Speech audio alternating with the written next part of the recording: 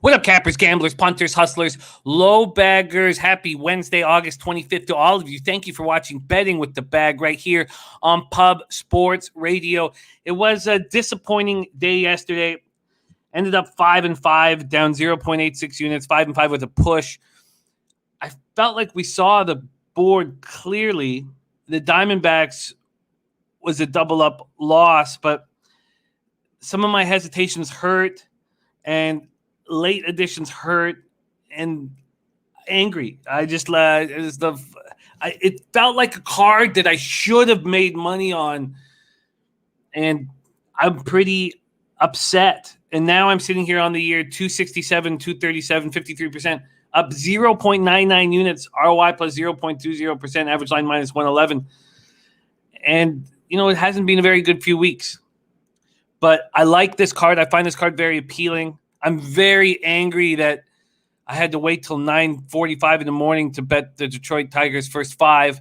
By that point, it had opened even at 7:30 in the morning. At Bet Online, it opened at plus 115, down to plus 110. I'm just counting down the seconds. I keep refreshing Bet365 over and over and over and over and over.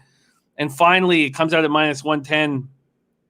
Which is really irritating. It's really irritating, and the same thing happened with the New York Mets. Now, it took me a little longer to figure out that I really liked the Mets first five. But at that point, that had gone from a even money or minus 105 to minus 120. So, rookie mistakes there.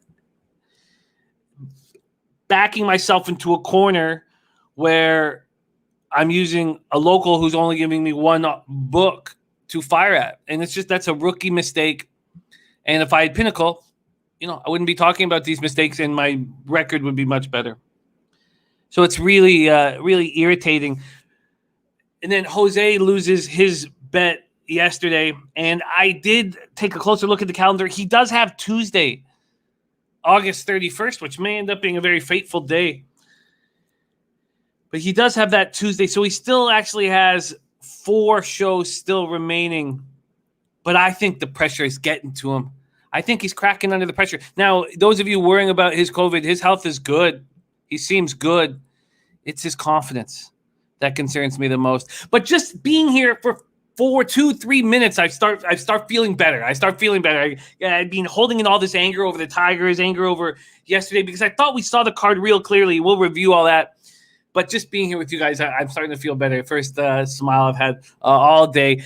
Great to see you guys. Let's get to work. I love the work that we did yesterday. That's why I was so upset that I end up 5-1, because I felt like the work was strong.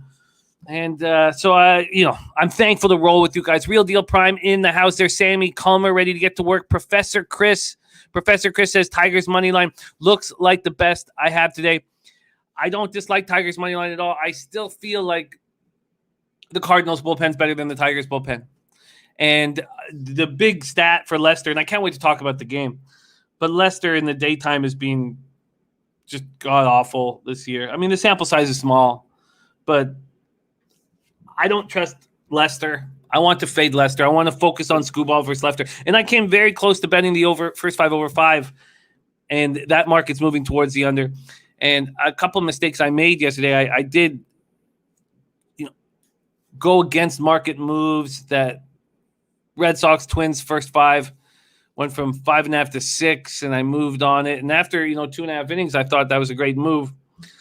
And I'm hesitant to do that today, so I've stopped myself from doing that today at a couple spots. There's J Dub ready to get to work. Ick Schnizzle, Ohio's finest, in the house. Well, I've worked with the Trailer Park Boys, but Letterkenny, I had the opportunity to be buddies with a few of them. And K. Trevor Wilson, who's a big star Letterkenny, I started stand-up with. I've worked with him for the last 15 years. So K. Trev is a good friend.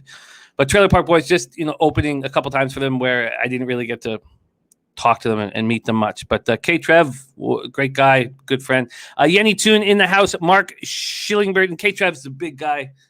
One of the stars of that show. All right, Sean Thompson ready to go. Itch Nizzle says only action so far for him is Tigers first 5 and full game. We got R ready to get to work. Serious business. I love when serious business rolls with us. Evan L. ready to go. Pumped up Evan L. And there is Matty Ice, star of the Taint play of the day. And a perfect example in Matty Ice talking to Yanni Toon about soccer plays. Yanni Toon's such a great capper. So if Yanni Toon's confident on a footy play, I would definitely roll with him. Matty Ice, perfect example of getting the right line.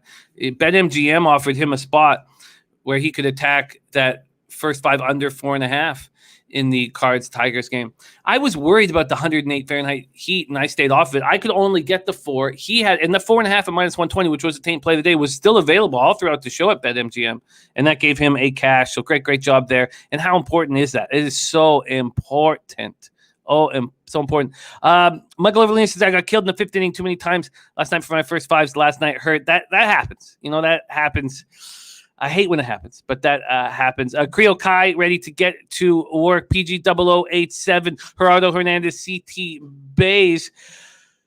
And R says LAD cheap money line, sneaky over maybe. I'm already on them first 4.5 -0.5. The first 5 alternate lines weren't available for me, and I wasn't going to sit around and wait. And if I'm going to get 5 innings compared to the Padres 4 innings for offense, and it's -0.5, -125. I felt that was a pretty good deal. I know what Blake Snell has done at home, but I trust Walker Buehler in these big games very, very, very, very, very much. And there's not flush on says I gave a few people a score of 7-1 in the Giants game yesterday. Yeah, you're running hot, not flush on. And I should have waited. I should have waited before I bet the Mets today, but I did. I'm on the Mets first 5 here. Real Deal Prime. Okay, don't worry. We're going to get to work. We're going to get that cash back. Mike M. We pimp slapped him yesterday. Mike M's pimp slap play today cashed. Kev Riley with a big 5-1 a day. What a great group. Thank you guys all so much for joining us. We have a ton of work to do. So let's give a shout out to a few more people and then get right to work. Arthur Mead Jr., Puzzler, Little Picks, ready to go. Says Brubaker switched roles last night. I went 1-2 in that game because I had the first 5 under 4.5, but I made a pretty good argument for why Brubaker could have a nice start. And I wish I had trusted that a little more. There's Viper, Mr. Gokster, Lance LaRose, Slats, 45, says negative night, but Blue Jays catch the under for a 5th straight game, and I'm going back to the well with Robbie Ray. And Jays, White Sox. On the under, I like it. Red Girl coming off a 4-4 day. Yes, let's bounce back. And Ron Crawford, here we go. Spreadsheet play of the day is in. Spreadsheet play of the day is in. Let's grab this right now. Sorry, let me just pull this up. Ron Crawford, spreadsheet play of the day is in. It is the Toronto Blue Jays. And we just keep watching these road teams that are under 500 that are favorites in August. Are now 21-0 in August. It's unbelievable. And that was a gift from our Ron Crawford. Ron Crawford, I like this spot. I'm very interested in this game. Ron Crawford, spreadsheet play of the day is the Toronto Blue Jays. So we will break that down here. But let's just give a shout out to our Ron Crawford, whom we love dearly.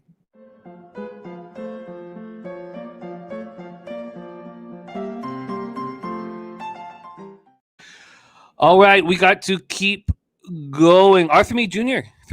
says needs to be more creative on the games that he wagers to Jose. I have no problem with Jose's creativity. I love Jose's creativity. He's a creative young man. I just want him to win more. That's all. There's Coco Bongo ready to go. Says they drew the spots for Run Happy Travis today. Oh, beautiful. That it's not as strong as of a race as I was actually expecting, but Kenny V says, I told you yesterday, Marlins now 1-9 when I'm in the building. Kenny V, that's wild. Morgan Spooner joined Twitter yesterday. I'm now following Morgan Spooner. And Sean Hester. Look, Sean Hester, if I was better at stand-up comedy, I'd be doing sold-out shows right now. I wouldn't be here with you guys. So who cares? Don't worry about it. But if you're on Twitter, I can send you some stuff there. Tony Cobbs, thank you so much. Says Money Time. Thank you so much for the dono, Tony Cobbs. You are a good man, and it means so much to us. We're so proud to work for Pub Sports Radio, and we're all in it together right now. And any help that we can get means so much here. So thank you very, very much. There's Rodney Barton. Razor sharp picks in the house. Gamblers first glance is Detroit money line. Gamblers first glance, Detroit money line. Slatsy saying, nice job, Jimmy, with Babano on the NFL show. Some great info. Thank you. I'm enjoying it very much. Just, a lot of work goes into those videos, but I love what we're doing. I love the opportunity to work with Babano. Gamblers First Glance is here and ready to go on the first game on the card. And I love it. I love it. Correlates with my action. I absolutely love it. All right, Mark Schillingberg. Matty I says, I really, really love the Tigers Day, but my gut is telling me to stay off. That scares me. Scares me very, very, very much. Okay, we got to get to work. Evan L. Jeffrey Baloo says, nice hit on the under raise yesterday, Jimmy. I was upset. My raise team total over didn't hit, but grabbed live. Team total over 2.5 and raise minus 1.5 plus 255. Great job. I was upset that I didn't take the no-run first inning. It's a bet that really scares me. So it's something that I did kind of stay away from. Orioles 19-game losing streak and 18 of them on the run line. Look, I've just left so much money on the table. And huge shout out to Don't Ask, Don't Tail. Thank you so much. It truly means an enormous amount. So thank you. Dommy Gun, CT Bays, Birdie, Steve Smith said, Jimmy, I told you to take the Angels and also the Mariners in the under. Steve Smith, you did. You were awesome yesterday, and I hope you continue that today. All right, let's get to work. Sorry I couldn't give more love to all of you guys. Thank you all so much for joining. We got on Twitter live. We got great cappers joining us there as well. Thank you so much for joining us. It is time to get to work. So let's go. Right now, we start at 1:15 p.m. Eastern, and we have a gambler's first glance from Razor Sharp Picks on Detroit money line at plus 117. But we must quickly stop. We have to stop everything because Taint is in. Astros team total over. Let's just copy and paste that for our Astros breakdown. Taint is in. That's a very interesting spot. Mike Minor looked so good in his last start 5 days ago against the Astros, but now he comes home, and we watched what happened to Brady Singer in that first inning yesterday after seeing these Astros, and the Astros are now smashing lefties again. They're a very streaky offensive team. Where is this Astros? Sorry, I can't show your face. There it is. This game pops off at 2:10 p.m. Eastern, so I just blew right past it. So Taint play of the day is in. I repeat, Taint is in.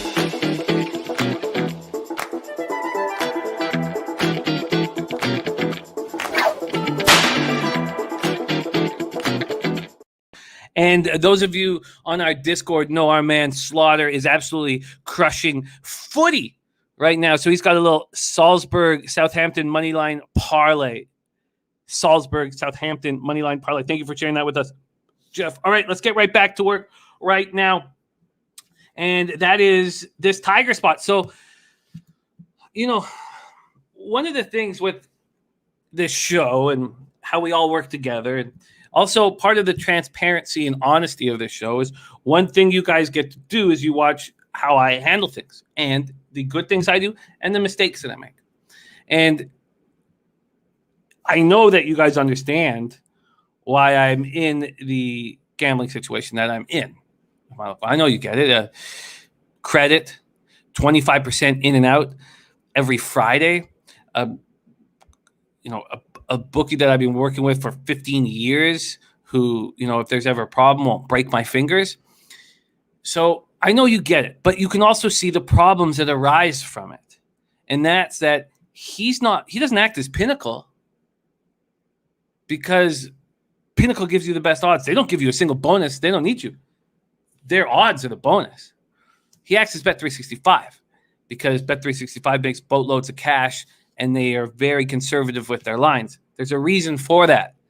And getting minus 110 on the Tigers first five is a perfect example of what you don't want to do. I'm in a situation that you probably don't want to be in yourself here, and it's a mistake, and it's probably even, it's a rookie mistake. It's a rookie mistake to be in this situation.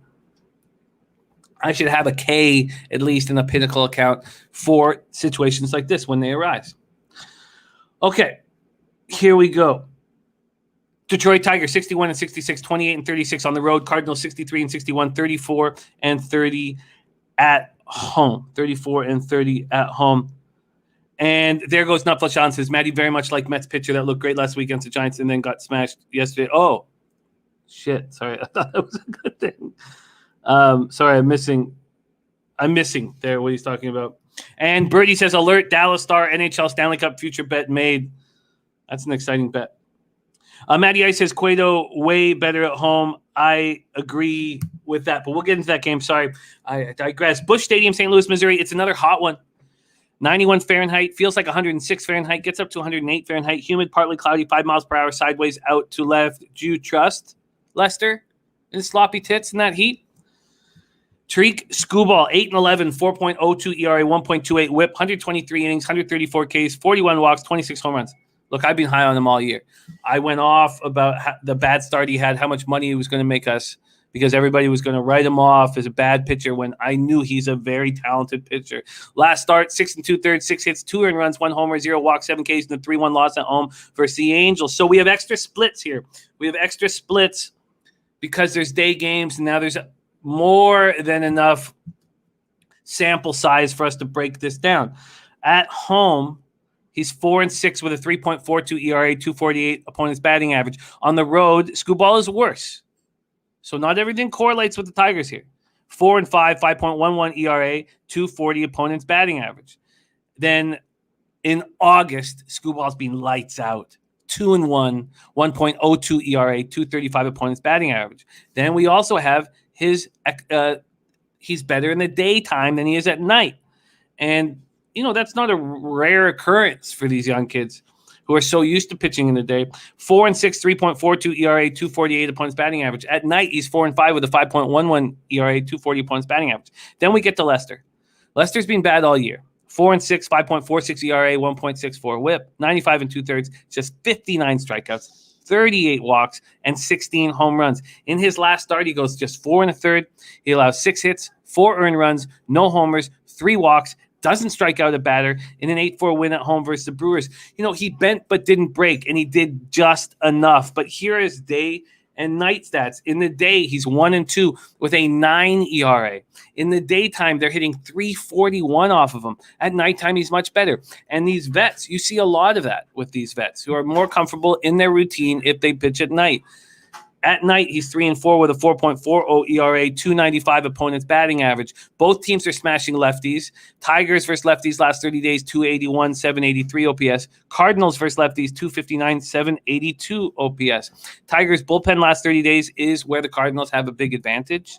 The Tigers bullpen, 4.01 ERA, 1.49 whip, have converted 8 of 10 save opportunities. The Cardinals bullpen last 30 days has been one of the best in baseball. 3.05 ERA, 1.08 whip, have converted 6 of 10 save opportunities.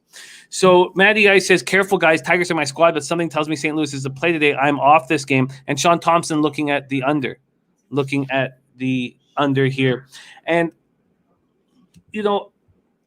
I understand Matty Ice being uncomfortable in this spot. And with the success of this bullpen lately, and they're going to go to it early. They're not going to let Lester get fried out there.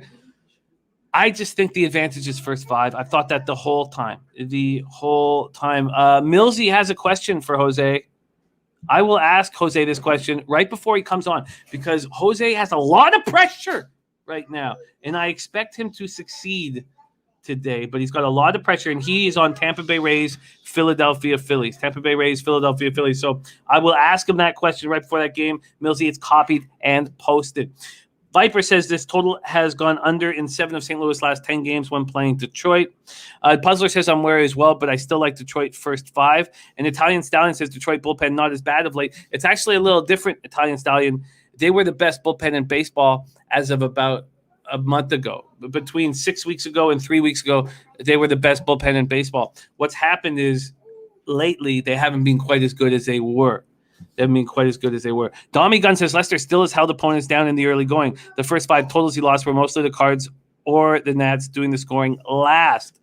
Brian Watson, I do not use 888. But I see all the commercials for them right now. So let's move on to baseball data. And by the way, the commercials star George St. Pierre, who's a beloved figure here in our country up north. So let's talk about the baseball data here. So against Skubal, 24 at-bats against them with these cards, and they're 7 for 24 with a double and a homer. So 292, 858 OPS. Arenado 0 for 2. Goldschmidt 1 for 4 with the single. Situations that I'm comfortable with. Okay, thank you, Ella. Have a great day at the playground. I got to get back to work. Okay, sorry about that. Okay, back to work. John, and this is what she gave me, by the way. This was the gift. Is it a sign that we're going to have a giant day? I don't know. John Lester, against John Lester, they smash him. 421 with a 1.104 OPS. They smash him, and it's Miggy that does the damage. 15 for 28 with 4 doubles and 1 homer. 15 for 28, 536 with a 1.444 OPS. And what we generally see is when a guy hits his 500th home run, when he finally gets that off of his shoulders, he gets hot. And I wouldn't be surprised if he gets hot here today. And JJP says, looks like 191 today. Okay. And Mighty Ice says Miggy's out. Miggy is out. Okay, so the lineups are out. That's not what I want to hear. Let's move over here to RotoWire lineups. Damn. God, why would he not be in the lineup in this spot? All right. Daily lineup. Let's get in here right now. Confirm my Hill, Scope, Grossman, Candelario, Cameron, Castro, Garneau, Short. The Cardinals have Edmund, Goldschmidt, Carlson, Arenado, DeYoung, Sosa, Bader. I do not like that. And Dommy Gunn says that's why I didn't bet the Tigers. No DH, says Matty Ice. Well, he'll come in off the bench, and I hope he comes in off the bench in the first few innings. God, I don't like that. Robert Cherry in the house, 12-3 on his Pamper Pop play of the day. Woodruff under 7.5 Ks. I like that. I really, really, really like that look. And Matty Ice saying no other pitchers really get after. Grossman 3 for 6. But you're right. Those are 3 singles. That hurts. That hurts. And Guillermo Zertucci giving us a bet of the day here. Saratoga Beauty at 5-1 in the 4th over at Saratoga. And Damon saying that Miggy should pinch hit in a big situation. And again, Razor on Detroit money line at plus 117. Gamblers first glance. Okay, so let's move over to the market and see what the market has ended up doing in this spot. Here we go. There's been a ton of movement on the first 5. Unbelievable. So BetOnline's now moved a full 30 cents on the Tigers' first 5. Opening up plus 115 at 7:22 a.m. At 10:53, it's minus 115. And, I don't like, not having Cabrera in the lineup, but for me, this is a fade of John Lester, and it's pretty simple. It's a fade of John Lester in this heat. Do you think John Lester is in peak physical condition? It's going to feel like 106 at first pitch. It's going to get to 108 halfway through the game. And, I don't know if any of you guys watched the Yankees game last night, and I was glued to it because I was on the under 9.5, and Aroldis Chapman sweating buckets. I don't know what's going on. I don't know if he did mushrooms yesterday or what he was pouring out of his system, but Lester's going to be sweating buckets right around the Tatalias. And I don't trust him in this heat. It really comes down to that. The Cards open up at minus 141. They're now minus 121. This total sitting at 9.5. This total opened up at 9.5 at minus 110. And when it did, it was immediately pounced on the under. Went down to 9, back to 9.5, went down to 9, back to 9.5, and it sits there at 9.5 right now. So let's go over to the cash flow in this spot and pull it up. Here we go. We have, find this game here. Sorry. We have 6,481 tickets in. A lot of people betting this early start game here. We have 54% of the tickets on the Cardinals and just 24% of the cash on the Cardinals. That's wild. Then we have 40% of tickets on the under and 87% of cash on the under. And I'm not going to hit that first 5 over 5. I'm not going to hit that first 5 over 5. All right, let's go. There's Turnsey in the house. The Rusty Kuntz play today's Tigers team total over 2.5 at plus 103 at Pinnacle. So Rusty Kuntz is in as well. Rusty Kuntz, Tigers team total or first 5 team total over 2.5 at plus 103.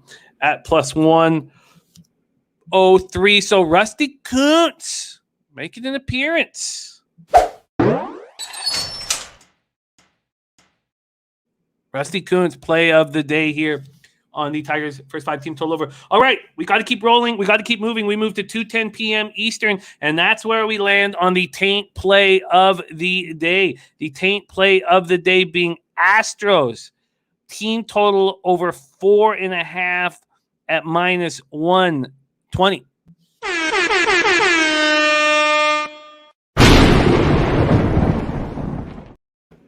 Astros team total over 4.5 at minus 120. Kansas City Royals at Houston Astros. Royals are 56-69, 24-38 on the road, and the Astros 74-52, 40-25 at home. I was very angry watching the beginning of the Astros game. We'd gone over Garcia's splits. We talked about how bad Brady Singer was for 3 straight home starts, his 4th straight home start, or was that his 5th straight home? Consecutive home starts, and then he shuts down the Astros. Now he visits them 5 days later, over at the Astrodome, and I should have been on the Astros first 5 minus half. And Astros are just they're messing with me. I'm not. I'm hesitant to back them because of the losses I've had, and it's absolutely hurting me. Yenny Toon says Alex Bregman is back for the Astros. Real Deal Prime says Lance is on my fantasy team. I'm on it. And Sean Thompson says love to see Bregman back. Sean, you've been very, very strong these last few shows. I've been noticing how excellent your capping has been of late. So know that I've got a close eye on whatever action you are going to be delivering here. All right, I expect the roof to be closed. It's very, very hot at Minute Maid. Mike Minor, 8-11, 5.34 ERA, 1.27 WHIP, 141 2/3, 139 Ks, 40 walks, 23 home runs. His last start was good. 5 1/3, 7 hits, 3 earned runs, no homers, no walks, 4 Ks in the 6-3 extra inning loss at home versus the Astros. He bent but didn't break, and these vets are able to do that. I at one point, it was like 3-1 or 3-2 KC, and Houston was out hitting them 8-4. But Mike Minor was not getting that heavy contact. Ron Crawford says Houston is a spreadsheet play. Going up against Lance McCullers, 10-4 at 3.21. Oh, and no, when I don't bring up the splits, it's not because I've just didn't look them up. It's because they're very close. There's no reason to bring them up. Every time I bring up the splits, it's because I need to tell you guys this info. So just keep that in mind. If you don't hear the splits on a guy like Mike Minor, who's got a 5.34 ERA, it means he's been shitty at home and on the road. When I don't bring up the splits for a Walker Buehler, it means he's been excellent at home and on the road. To give you an idea. Okay, so we go on to McCullers. McCullers last start, 6 innings, 5 hits, 2 earned runs, 1 homer, 1 walk, 8 Ks in a 12-3 win at home versus the Mariners. And McCullers is better on the road than he is at home. At home here at Minute Maid, 3-3, 3.65 ERA, 2.11 opponent's batting average. On the road, he's 7-1, 2.75 ERA, opponent's hitting 206 off of him. Okay. And Matty Ice says we'll be doing a collab. David Summers and him will be doing a collab NCAA play for each week called Summers Are for Taint. Ooh, I love that. Summers Are for Taint. Oh, man, I know that Jose's mind is going wild with that graphic. Summers Are for Taint. It's a Y plus 18. Oh, man. Sweaty Taint. Okay, I'm going to copy and paste that. Summers Are for Taint. Okay, so we saw what the Astros did to Singer. Now, Singer, again, righted the ship, but got touched for 3 innings early. Or, sorry, 3 runs in that first inning. Excuse me. Sorry, I'm thinking about Taint. And, okay. Royals versus right, 229, 640 OPS. They're not hitting righties over the last 30 days. The Astros versus lefties last 30 days, they're hammering them again. 259, 779 OPS. Royals bullpen, 3.55 ERA, 1.10 whip, converted 5 of 8 save opportunities. Astros bullpen, 3.35 ERA, 1.22 whip, converted 3 of 5 save opportunities. One thing that has, angered me this week is I'm really working hard with my NFL prep, and I'm not getting my baseball work done, early enough. And this market move was pretty big. And now look, it's coming back to KC, but there was a pretty big market move that was delivered overnight. The Astros opened up at 4:03 p.m. at Pinnacle at minus 205.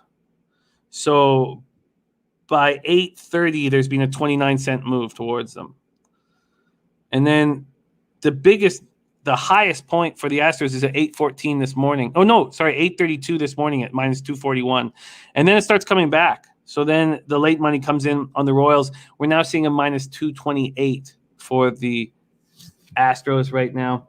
But this Royals bullpen has been very, very good of late, surprisingly. And so I would want to attack McCullers versus Mike Minor. Let's go over to the baseball data and get the closer look here. Against Mike Minor, they're hitting 317 with a 906 OPS. Against McCullers, 282 with a 964 OPS. Dozier's hit two jacks off of him. Perez is at 2 jacks off of him. And at that point, you have to ask yourself, do you want this big of a favorite when the Royals get to him? 11 for 39. 5 of those 11 hits are for extra bases. 4 of those 5 extra base hits are homers. Joe Yurkovich says Astros at home last 30 days, 801 OPS. Kenny V says Houston Astros first 5 or minus a half is minus 145. McCullers last 15 starts. The Astros have held the lead after 5 innings in 10 of those.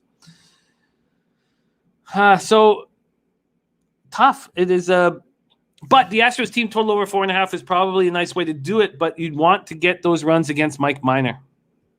You'd want to get those runs against Mike Minor because of how good the Royals bullpen's been the last 30 days. And Benny Guy says that's why he likes the Astros team total over 4.5. So I'm not going to sit here and hum and haw.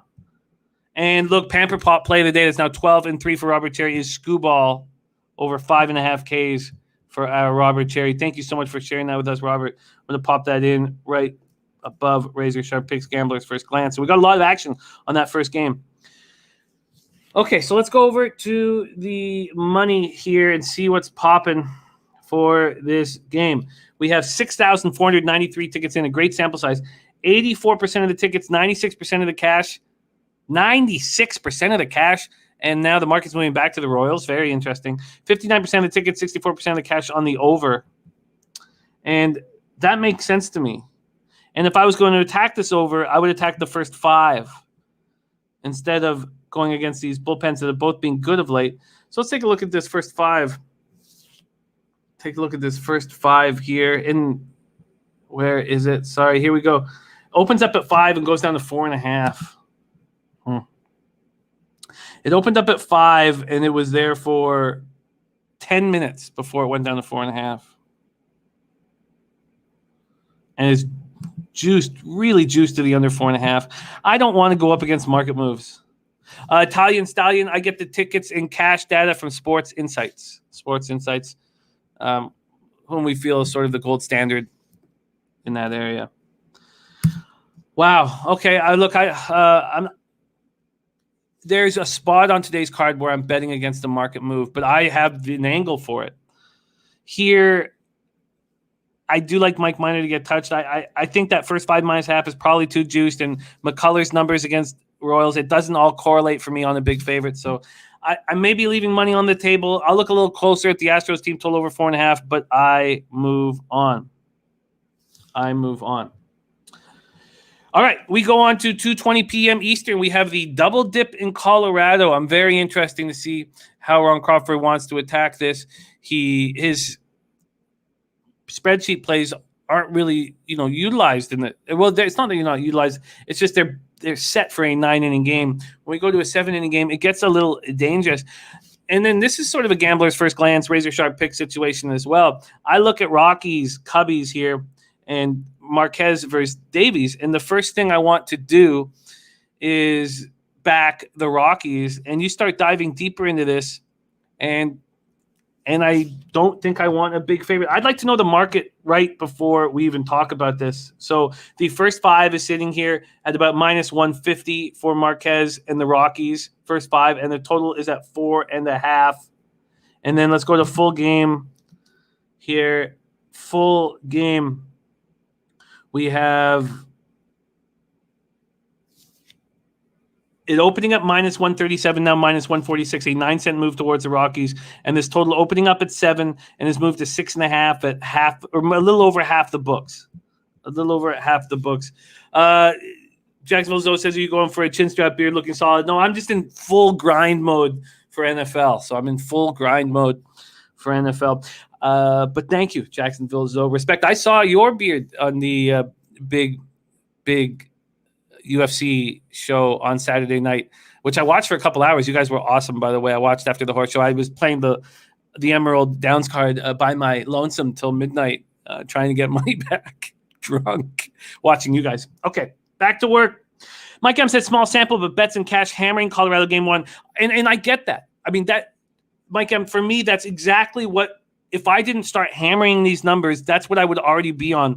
So let's go over it here. And Viper saying the total's gone under 9 of Chicago Cubs' last 13 games. I'm playing at home against Colorado. Let's go. 87 Fahrenheit and humid in Wrigley Field. It feels like 102 Fahrenheit. 6 miles per hour out to straight away center. The Rockies are 14 and 46 on the road and somehow are 57 and 68 overall.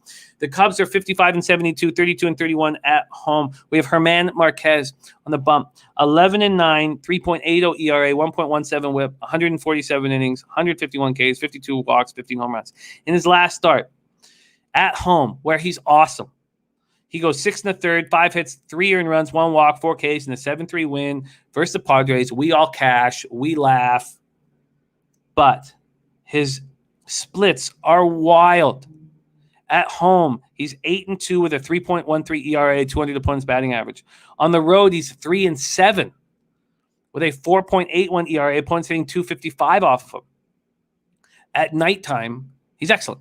9-4, 3.25 ERA, opponents hitting 196 off him. In the day, he's 2-5 with a 4.94 ERA, opponents hitting 273 off of him. Let's go to Zach Davies. Zach Davies, 6-10, 5.04 ERA, 1.51 WHIP, 126 2/3, 96 Ks, 63 walks, 20 home runs. His last start at home versus the Royals, and he's being bad at home and on the road. No difference. 6 innings, 5 hits, 4 runs, 4 homers, 1 walk, 5 Ks, and a 6-2 loss at home versus the Royals. In the day, he's been excellent. 3-2, 3.26 ERA, 257 opponents batting average. At nights where he's awful, 3-8, 6.10 ERA, 268 opponents batting average. Every capper is going to use the night and day stuff differently. And I don't like using it much. But at this point in the year, I feel like there's enough sample size. So Rockies versus righties last 30 days, 260, 781 OPS. Cubs versus righties last 30 days, 242, 681 OPS. Rockies bullpen last 30 days, 5.04 ERA, 1.42 WHIP, converted 5 of 9 save opportunities. Cubs bullpen last 30 days being just abysmal, 6.59 ERA, 1.55 WHIP, have converted 3 of 4 save opportunities. So there we have it. So just to refresh the memory, in game 1, we've seen a big move right now. A big move just happened at Pinnacle. So we just had a 6-cent move at Pinnacle. A 6-cent move at Pinnacle. So it's now minus 152. So that 6-cent move happened this very minute. Okay, and then we have the under 7 juiced. Okay, so let's go to baseball data here. Against Marquez, they're hitting 261 with a 783 OPS. They're 6 for 23. Bodie 3 for 6 with 2 homers. Hayward 3 for 6. And then Hapo for 2, Trinos 0 for 7. Against Davies, 213 with a 662 OPS. He gets these guys out. Charlie Blackmon is 3 for 20 against Davies. Robert Cherry says, Rockies are not too good on the road, but I like Marquez in this spot, and I believe they can take an early lead. My question is, can Marquez cover over 5.5 Ks in this spot? So let's go to the cash flow here. Let's go to the cash flow and break that down. Here we go. Game 1, we have 1,765 tickets in, and we can't talk about the Game 2 tickets because they still count everything from yesterday, so it's messed up. But Game 1, we can talk about them. 63% of tickets are on Marquez and 91% of the cash on Marquez. And why is there not a bigger move towards the Rockies? Or maybe there is one now. Then on the total, 63% of the cash and 63% of the tickets, 79% of the cash on the under. Joey Harb, what's up, my man? And we have Madden Dragon Crew in the house. So let's take a look at this one more time. It's very tough for me to. If you want the under, you have to be sitting here thinking Davies is going to have a nice start. But I mean, if you want the under, why don't you just take the first 5 and forget these bullpens that are so terrible? And there you go. Noli Knows says first 5 under if you have it available. Mike M says, I stayed off game 1. Feel when the game is postponed. By the way, Noli Knows will be on our show tomorrow. I can't wait to have him. Says, feel when the game, this from Mike M says, feel when the game is postponed, they run the pitcher back a flag for me. So Marquez warming up again after going through the whole routine yesterday. This is the spot I look at. I hear that. All right. So Kenny Ken says, first time viewer, like the show and info. Keep it going. Looks like a great betting community. All sharing lines to make money. Us versus the books. Love it. That's exactly it, Kenny Ken. Thank you for joining us, my man. Okay, so I think, and there's Matty saying, yes, can't wait to have Noli back live. And Millsy says, Noli better have on that Long Beach hat, though. I should probably wear my Long Beach hat just to respect our Noli Knows. Okay, so let's take a look at that first 5 and see what kind of movement we've had on it. Let's go to Bet Online because I know they got that first 5 out, and they'll show me here we go. So first 5 total. No, nothing from there. Let's see if Pinnacle will show me. Nope. Come on, someone's going to show me Heritage. No, just because this game just came out, I'm not getting the market moves. You know, I think that with Zach Davies' numbers, Zach Davies coming off, so now he's got consecutive home starts and consecutive day starts.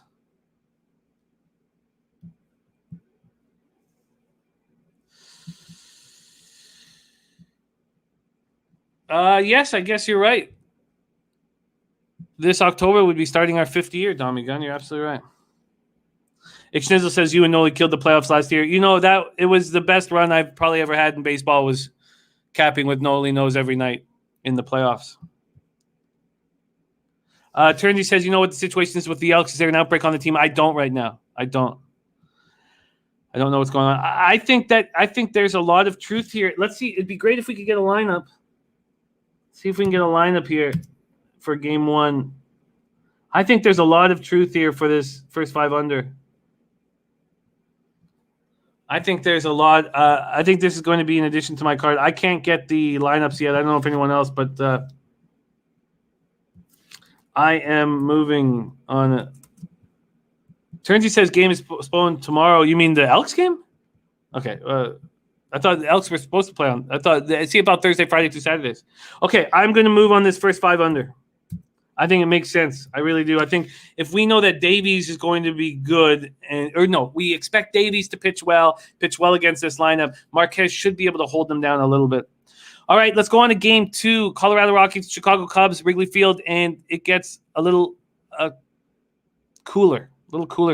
Austin Gomber, 9-7, 4.15 ERA, 1.18 WHIP, 106 in the third, 103 Ks, 34 walks, 15 home runs, and that's finished with the day and night stats. And I don't know how important they are to you guys. So, Gomber's last start at home was a gimme. It was an absolute gimme, and almost, most of Gomber's starts at home have been gimmies for us. He was going up against that kid who just threw a no-no. It was a perfect spot, and he didn't pitch that well. 5 innings, 6 hits, 3 earned runs, 1 homer, 3 walks, 3 Ks, but it was still an easy casher. At home, he's 5-1 with a 2.09 ERA, 187 opponent's batting average. It's on the road where he's looked vulnerable, bad. 4-6, 5.80 ERA, 254 opponent's batting average. Going up against Justin Steele, 3.22 ERA, 1.25 WHIP, and 22 and a third, 27 Ks, but 11 walks in those 22 and a third with 5 home runs. Last start, he goes 4 innings. He allows 5 hits, 2 earned runs, 1 homer, 3 walks, 5 Ks, and a 14-5 loss at the Reds. Rockies versus lefties, they smashed him 288, 859 OPS. Cubs versus lefties, 231, 748 OPS. My issue with this spot is that there's going to be a big price you're going to have to pay for Austin Gomber, and it's not going to be worth it. And that's not the case. At this point, Gomber opens up at minus 112, and there's been a 5-cent move towards him. I mean, there's a reason why Gomber is giving you that line, because he just drops the ball on the road. And I don't want to sit here and back Justin Steele. I mean, we'll go over to the baseball data. Again, we're not going to look at the tickets in this spot. But the Rockies haven't seen him. And against Gomber, they're 0 for 10 against Gomber. Wow. 0 for 10 against Gomber. I do not trust Gomber on the road. Oh, man. Just very quickly, Logan Collins says, got some bad news, brother. I'll be taking a break from betting. A lot of my family's having a very serious problem. I enjoyed your shows and will come back as much as possible. Logan, I'm so sorry to hear that. I'm so sorry to hear that, man. We follow each other on Twitter. My DMs are always open. So I'll reach out today. Anytime you want to reach out, please do. You know that we're here for you. And I know that you haven't been part of our family for very long, but you are part of our family. So our thoughts are with you. And just know that you got a ton of love here, and we're always here for you. Always, always here for you. So tough hearing that, Logan Collins. So please, my DMs are always open. Always open. And we will always be here with open arms for you. So back to this game, too. I think it's a very tricky spot. And I think the market is telling you that. Why are the Rockies, who destroy lefties, destroy them, not a bigger favorite? That's a huge red flag for me. Now, we can't look at the tickets because they count the tickets from yesterday as well, so it's a mess. And we'll see what happens in game one. But I do not want anything to do really with the Rockies here in game two. But I am moving on the first 5 under in game one. A look that Noli knows was also on. All right, that's the double dip. We've got a lot of work to do. Let's move forward. 7:05 p.m. Eastern. Angels, Orioles. And how much money have I left on the table not fading the Orioles? It's just no, I haven't been backing them, but just ridiculous here. And then look, another move. I mean, they announced who's pitching for the Orioles, and at 10:55 a.m. the Angels are minus 234. At 11:21 a.m. the Angels are minus 235. Now the Angels are minus 207. So we're back at it. Tell me who is backing the Baltimore Orioles here? You have Shohei Ohtani on the bump, and I need to go up to Baseball Reference to see who we are dealing with here, pitching for the Baltimore Orioles. Let's get some information here on this Orioles pitcher.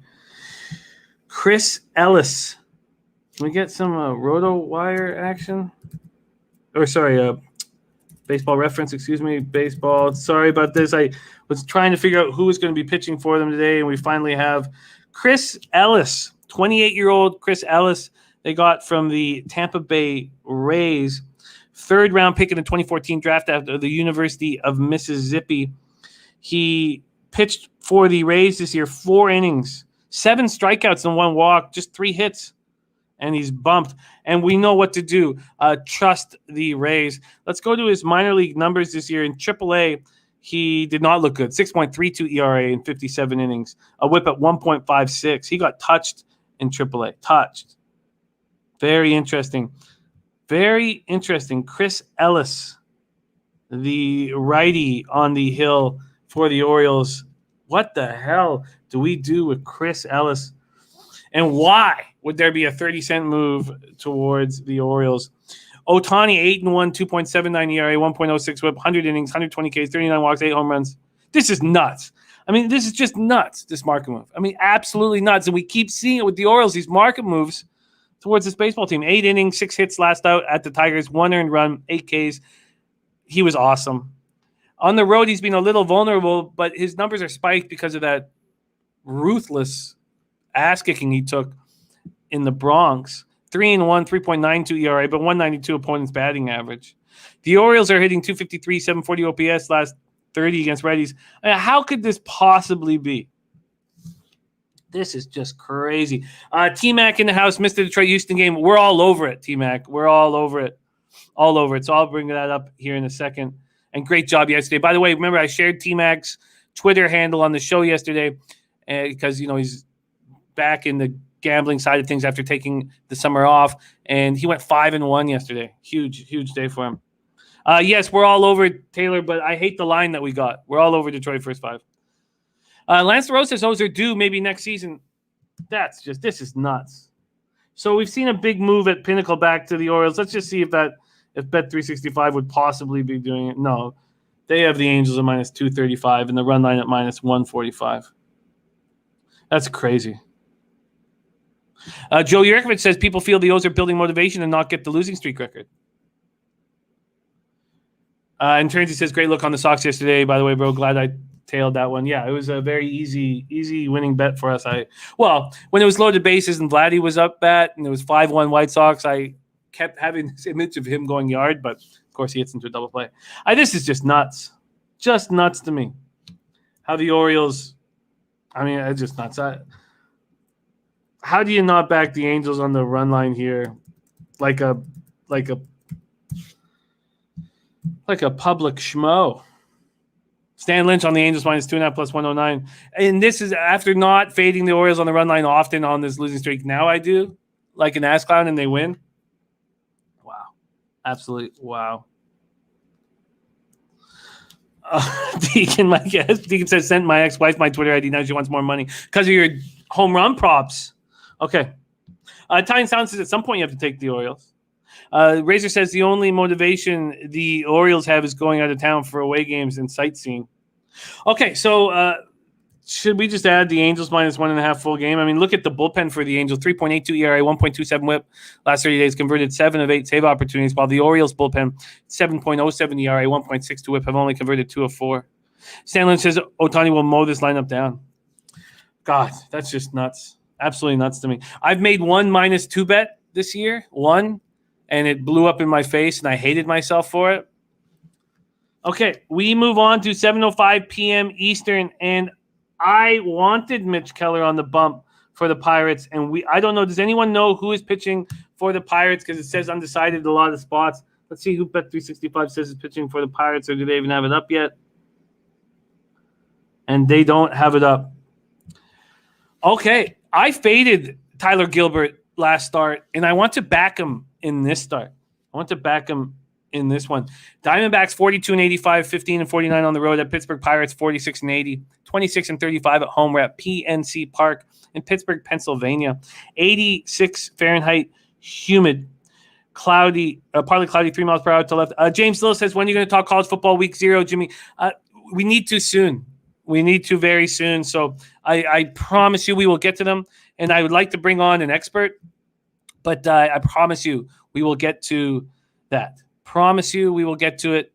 And I got to figure out how. But we've already been given a play of the day from David Summers and Matty Ice, and that's Hawaii plus 18. Okay, let's Bryce Wilson per RotoWire. Bryce Wilson going to be on the bump. Perfect. Thank you for that. Let's get him up here. Bryce Wilson. Come on, hurry up. Too many things open here. There we go. Come on. Did I spell Bryce wrong? Is it B-R-I-C or is it B-R-I-S-C? Come on, let's go. Keller, it can't be. I would be shocked if Keller starting because that was the plan, and then it was taken off the board. Bryce Wilson. Here we go. All right, we have 23-year-old Bryce Wilson, 4th-round pick out of the Braves, out of high school in Hillsborough, North Carolina.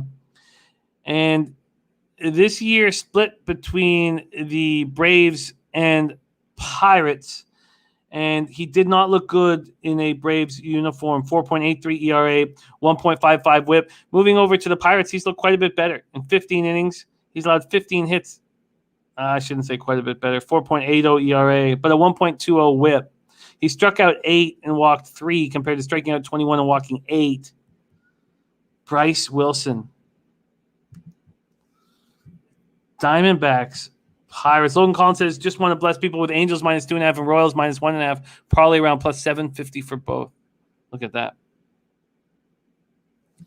Okay, so Bryce Wilson going to be on the bump. I want Tyler Gilbert. I'm going to have to study Bryce Wilson a little more, but I want Tyler Gilbert in this spot. Diamondbacks aren't hitting righties, but I really feel like he had that perfect start, the no-hitter. Then he goes into Colorado and gets rocked, and now he's going to be back in a pitcher's park where he's going to look good.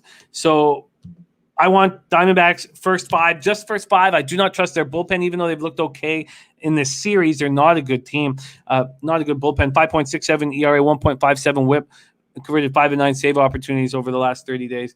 Pirates bullpen being awful as well. 5.34 ERA, 1.43 WHIP, have converted 3 of 8 save opportunities. But I want to back Tyler Gilbert. So, but now look, we've talked about road favorites. I expect them to be one. Maybe I shouldn't. Let me just see what they are, because it has opened up in a few books, and they're slight road favorites. Road favorites are 21-0 in August. Under 500 road favorites, 21-0 in August. I'm going to be on the Diamondbacks first five. Okay, we move on to 7:05 p.m. Eastern. Tampa Bay Rays 78-48, 37-25 on the road at Philadelphia Phillies 63-62, 36-26 at home, and we nailed yesterday's game.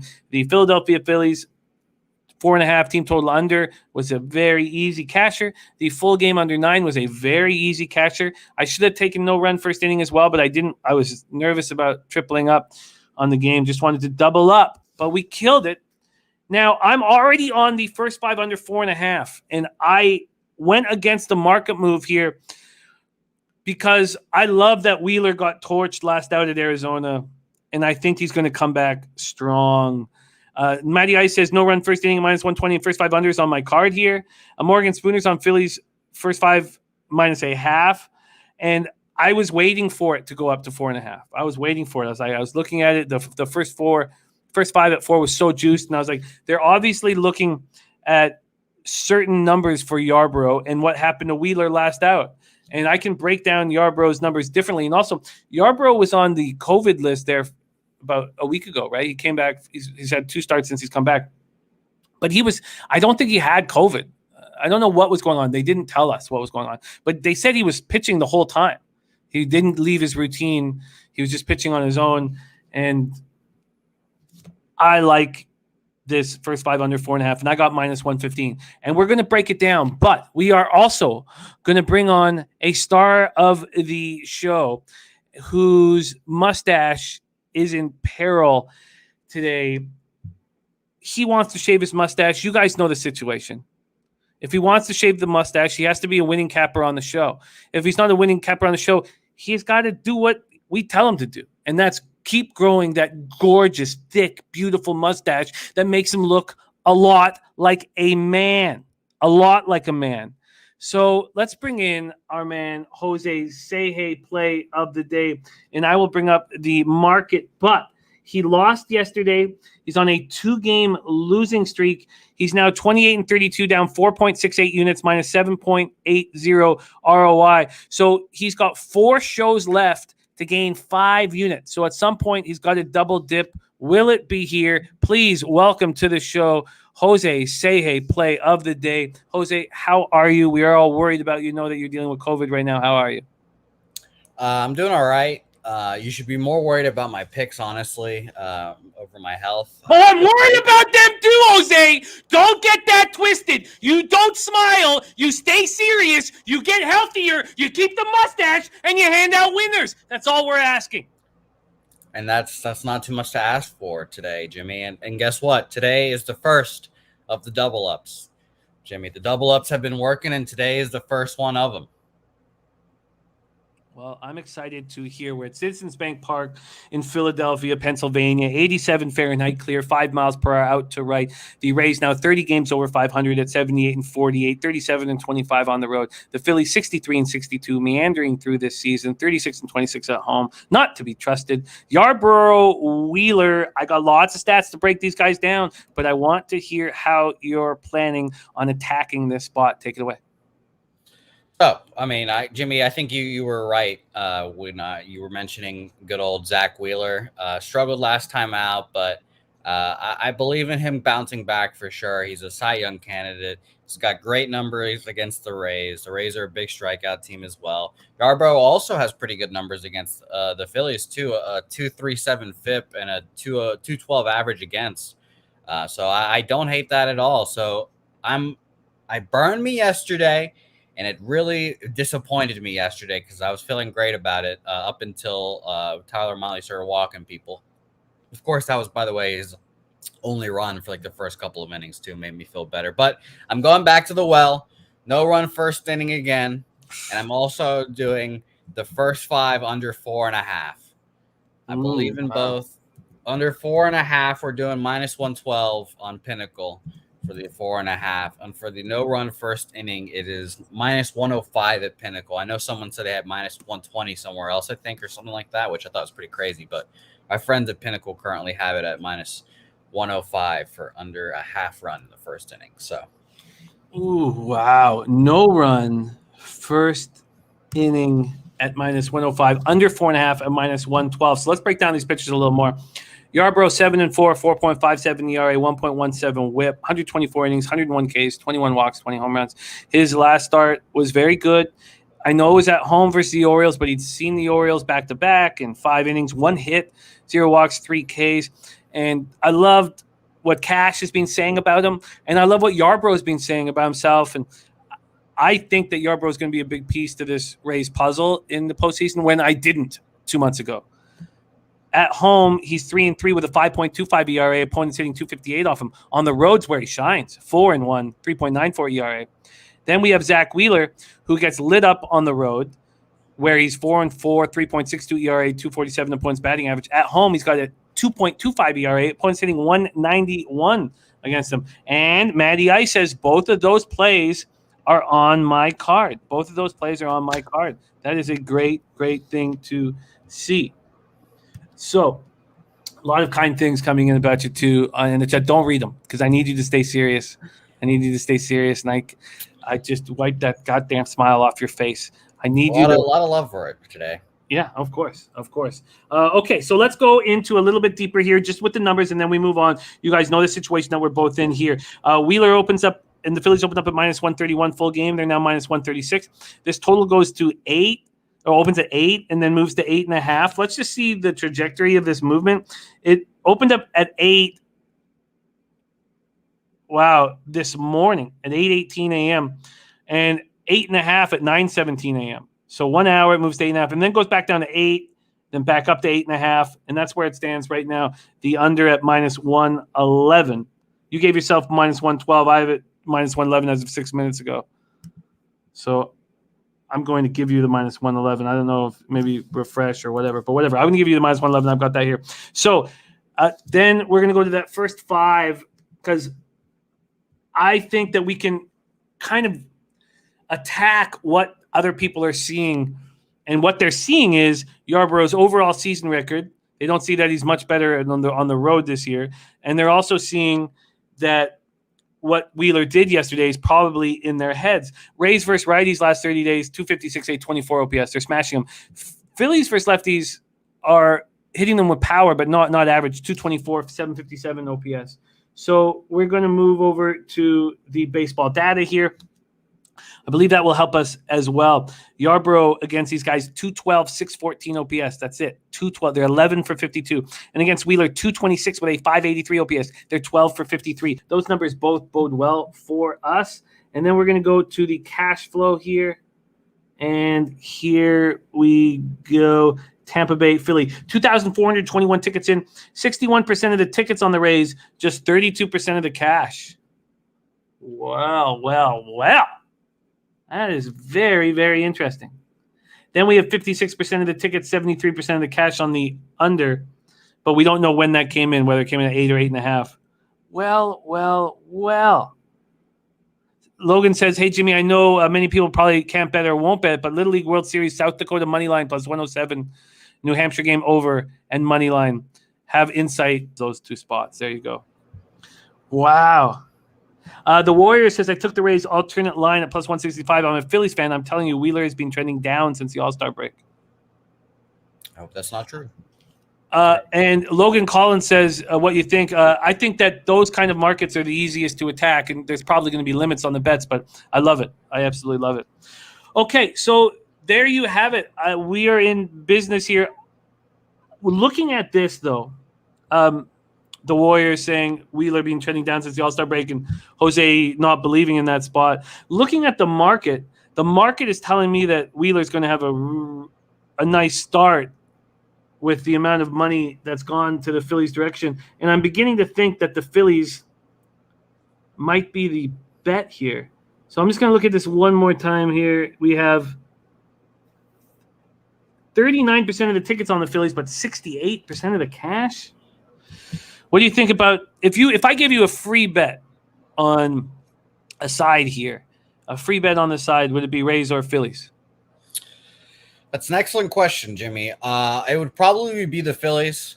I trust Zach Wheeler and those guys. I think yesterday was a bullpen day too for the Rays with Rasmussen. I'm not absolutely sure. I don't think he goes long in those games. So a little tired Rays bullpen. The Phillies offense comes off from getting shut out, or not shut out, but they get one run. So I think they'll probably come out a little hotter. If I had to pick, it would be them, but it's a tough game to pick. Absolutely. Both these teams are playing for something. The Rays have to keep winning because the Yankees have won 11 straight. So it's going to be interesting to see what happens. But like I said, I like no runs here. I think this is going to be a tight game, though. Paul Buddy's Nervous says Wheeler has only 3 quality starts in the last 8 games. I think this is a spot where he steps up here. And I may add in the Phillies. I might add in the Phillies. But again, I'm going to want to stay away from that bullpen. That bullpen, 4.44 ERA, 1.48 whip over the last 30 days compared to the Rays bullpen last 30 days, 2.61 ERA, 1.07 whip. I may add Phillies first 5 minus a half, and I mean may. I certainly don't want it to be juiced if I do that. I want a plus line on that if I'm going to move on it. All right, there you have it. Great stuff from everybody. And Millsy has a quick question for you. How many wins straight did the Yankees have? I just want to remind everyone, if the season ended today, the Yankees and the Red Sox would be in the same game. I like it. Respect. He's still holding on. His fingers are slipping. He's still holding on. Jimmy, we're great today. We're feeling good. It's going to be a great day. Double up spots have been successful for me, so it's going to be good. There you have it, Jose. Say hey, play of the day. I know that we mess with you because we care about you, but we do care about you. We want you to get better. So please rest up and get better. Get over this COVID. And know that you're loved, my friend. And you better give us a goddamn winner. There he is. Jose, wipe that fucking smile off your face, Jose. I know what you're going to do, Jimmy, and I appreciate it. I can't wait to see you in the 6th soon when I have a moving in date in your other apartment. You're not welcome. Sure, I'm not. Whatever you say, Jimmy. Whatever you say. There he is. Jose, say hey, play of the day. He pulls himself back in right there. Jose, say hey, play of the day. He's doubling up. No run first inning, minus 105. Under 4.5 at minus 111. I'm on the first 5 under 4.5 at minus 115. And that's hopefully going to be the only spot where I go up against a market move. But it was a plan. All right, let's move on. 7:07 p.m. Eastern. Chicago White Sox 73-54, 31-31 on the road. At Toronto Blue Jays 65-59, 33-27 at home. I was so confident with the White Sox yesterday. I wish I had doubled up first 5 and full game, but this is a little different. And starting with it being different, Ron Crawford's spreadsheet play of the day gets rolling here, and it gets rolling with the Blue Jays as the spreadsheet play of the day.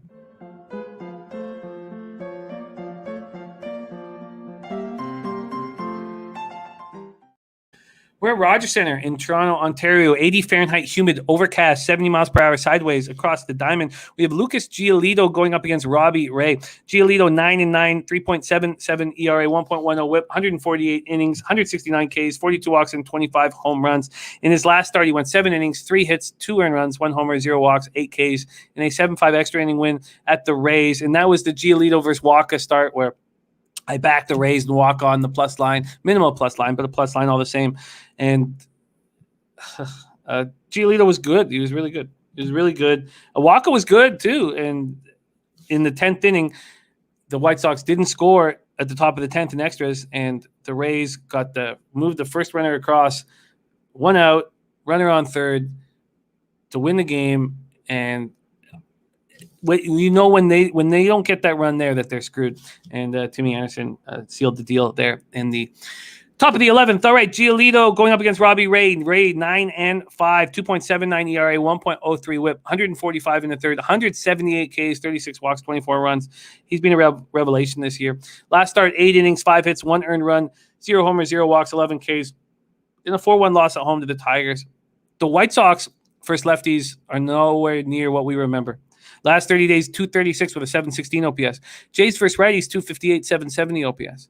White Sox bullpen, 3.74 ERA, 1.23 WHIP, converted just 6 of 12 saves over the last 30 days. Jays bullpen last 30, 4.03 ERA, 1.30 WHIP, have converted 6 of 9. Logan Collins says, I took the White Sox plus 950 for the sweep. Ooh, wee. Joseph Gomez says he tried to slam the door on Jose and he still tries to sneak in. And Davidla says betting against Giolito, that is what Ron Crawford is doing, and he's believing in his spreadsheet play. And I can understand why that would be, dealt with trepidation from you guys. Let's break it down a little bit more. This total opens up at 8.5, and it's a pick'em. It's been a 2-cent move towards the under. Ray and the Jays open up at -120. They're now at -119, so a 1-cent move towards the White Sox. Let's move over to the baseball data. Against Giolito, the Jays are hitting 281, so they're 9 for 32, but only 2 of those hits are for extra bases, and they're just doubles. So 281, but with a 658 OPS. Against Robbie Ray, they're 8 for 24 with 2 homers, so 333 and a 943 OPS. And Poe Buddy's Nerfic nails it here. He says, Springer injured, struggling Teoscar, Vladdy, and Bichette. And it'd be nice to have Kevin around, Slats 45 says Jays are leaving men on base at an unbelievable rate, and Ray should be okay here. Better bullpen pieces available for the Jays tonight, under 8.5. Joseph Gomez says Jays need more Vlad, and the occasional Bichette. Is the first 5 a better play? Billy. And Trinity says, I like the Jays here, but I wouldn't take them at -120 price against a way better team. Jays aren't hitting. I agree with that. I agree with that breakdown, but I certainly don't want to fade them here now, knowing that the spreadsheet play today's on them. So let's go into the cash flow here. I think this will be illuminating. Let's see what we're dealing with. We have, here we go, 4,489 tickets in, 51% of the tickets on the Jays, 81% of the cash on the Jays. Wow. 58% of the tickets on the under and 52% of cash on the under. Wow. Matty Ice says Ray had 13 strikeouts against these White Sox earlier. And Sean Thompson on Jays money line. Spreadsheet play today on the Jays. Wow. It just feels like a coin flip. If that's the case, we expect both pitchers to pitch well here. You would think that the under would be sitting here screaming for us. We've seen just a 2-cent move on the full game under. Be curious to see if there's been any movement on the first 5, because I'm still hesitant to have anything to do with this Jays bullpen, even though we do have better pieces available, as Slatsy informed us. Let's just go to this spot here. We're going to go to, oh, wow, Pinnacle's already moved it to 4. So the only book that hasn't moved it to 4 is Intertops. I should have moved on it. If anybody has a 4.5, it just feels like that was the spot. Let's see what Bet365, and they've already moved it to 4. A mistake. Logan Collins giving us his angles here, all underdog angles, -2.5 at +150. Who's that? Oh, Angels, -2.5 +155. Twins, -2.5 +425. Royals, -1.5 +275. And a $3,200 parlay, so 32-1. Love the odds. Thanks for the prayers, guys, and go make some money today. Much love to you, Logan Collins. Respect, man. We're always here for you, and my DMs are always open anytime. Okay. Robert Cherry says, just left the bodega. Jimmy, my boy, just whacked him for $4K. Free $50 for me today. I love it, Robert. Keep rolling. Okay, we move on. 7:10 p.m. Eastern. And after I made this bet, I did question why I didn't take full game here when the Red Sox bullpen has been such a travesty. And I guess I'm just waiting for the opportunity to fade Nick Pivetta. I think that's an issue with me. I'm waiting to fade Nick Pivetta. And I think now's the time to fade Nick Pivetta, and I may be making a mistake here. Let's break this down. Minnesota Twins at Boston Red Sox. Twins are 54-71, 24-38 on the road. Red Sox 72-55, 40-25 at home. We're at Fenway Park in Boston, Massachusetts. 81 Fahrenheit clear, 4 miles per hour sideways across the diamond. Bailey Ober going up against Nick Pivetta. Ober 1-2, 4.38 ERA, 1.26 WHIP, 63 2/3, 65 Ks, 16 walks, 14 home runs. In his last start, he goes 6 innings. He lost 5 hits, 3 runs, 2 of which are earned, 1 homer, no walks, 3 Ks, and a 3-1 loss at home versus Cleveland. Going up against Pivetta, 9-6, 4.43 ERA, 1.29 WHIP, 126 innings, 140 Ks, 55 walks, 18 home runs. I've just not trusted the pride of Victoria, BC all year. He got hit hard at the Yankees last out, but he's much worse at home. So I want to attack him here. At home, he's got a 5.37 ERA, opponents hitting 253 against him. On the road, 5-4, 3.56 ERA, opponents hitting 203 against him. Much love to you, Noli knows. Eric Thomas in the house. So, and Nasty Nate says, I'm on Jay's big. Wow. Okay. All right. So, Sean Thompson says, Pivetta, the best Boston has, is an absolute win spot for him. He's just been so bad at home. It's on the road where he's been spectacular. Twins versus righties, very good, I should say. Twins versus righties, 251, 790 OPS last 30, almost the same numbers as the Red Sox, 255, 786. So where is there an advantage? There's an advantage with the Twins bullpen, 4.64 ERA, 1.22 WHIP. And I guess I bet the first 5, and this is a bias that we talk about, just a vividness bias of how bad the Twins bullpen was. And that's why I, again, tell you guys, all of you guys, please go read the book, The Undoing Project by Michael Lewis. It's incredible. And it helps so much with the biases that we have now. It's not a gambling book, but it's the best book I've ever read on gambling. And the first chapter is on basketball and Morey when he was managing the Rockets, and it's just fascinating. Reds bullpen last 30 days, 5.54 ERA, 1.62 WHIP, have converted 5 of 9 save opportunities. So let's move over to the market in this Boston-Minnesota spot. This total, first 5 sitting at 6, and the Red Sox at minus 140. So I got the Twins at plus 125. BetOnline has moved it to plus 120. We're going to go over back to full game here, and then we'll go over the pitching data and then look at the cash and then move on. Here we go. The Red Sox open up at minus 173. They're now at minus 155, an 18-cent move towards the Twins. And I think I might have made a mistake here. I really think I might have made a mistake here. Only focusing on the first 5, but I'm certainly not going to double up on this spot. So let's move over to where, the baseball data is next.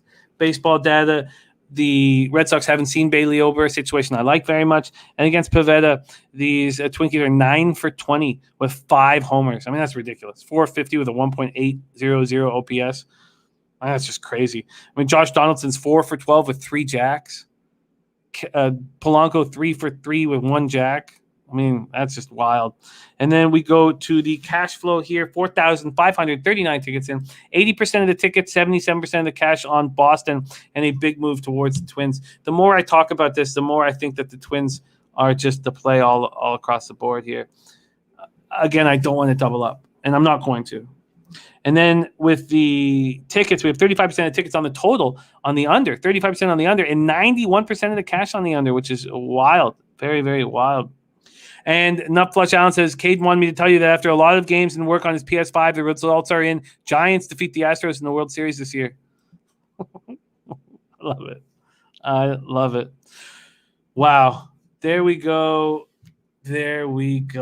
I don't want to double up, but it's just screaming at me to double up. Let's see what Bet365 has the Twins full game at right now.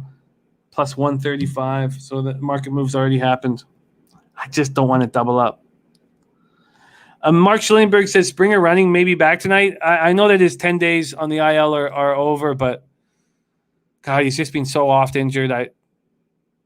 I'd be shocked if he was back at the minimum.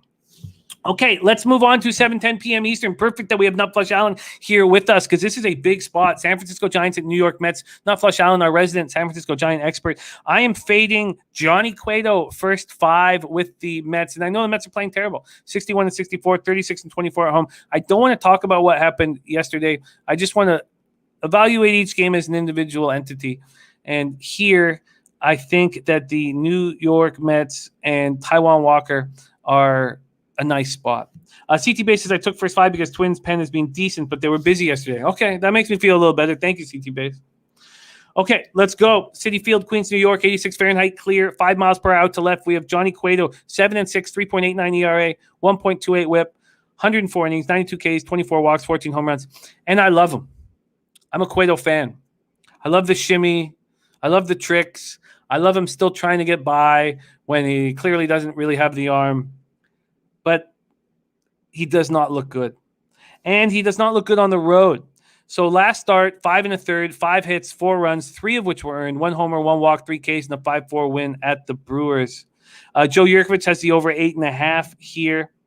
And Morgan Spooner says, waiting for this game to go live. Perfect spot to bet the Giants live. I agree. Turnsey says he likes the Mets full game. Lance LaRose is on the San Francisco Giants, New York Mets full game over.